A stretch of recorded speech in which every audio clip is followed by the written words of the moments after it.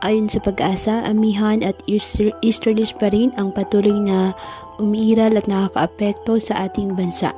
Wala namang bagyo o low pressure area na minomonitor sa loob ng ating PAR, ngunit asahan pa rin po ang mga pag-ulan sa ilang lugar na dulot po ng mga nasabing weather system at ng localized thunderstorms.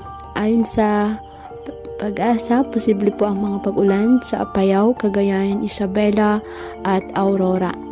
May mga pag-ulan din po sa Visayas, kabilang na po ang Negros Provinces, Cebu, Bohol, pati po ng Samar at Leyte Provinces.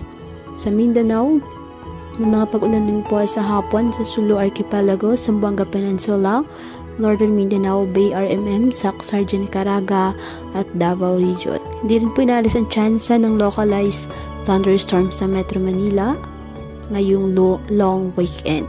Kaya patuloy po na pinag-iingat ang ating mga kababayan sa banta ng mga pagbaha at pagguho ng lupa at ugaliin na magdala palagi ng payong o kahit anumang panangga sa ulan sa tuwing lalabas ng ating mga tahanan.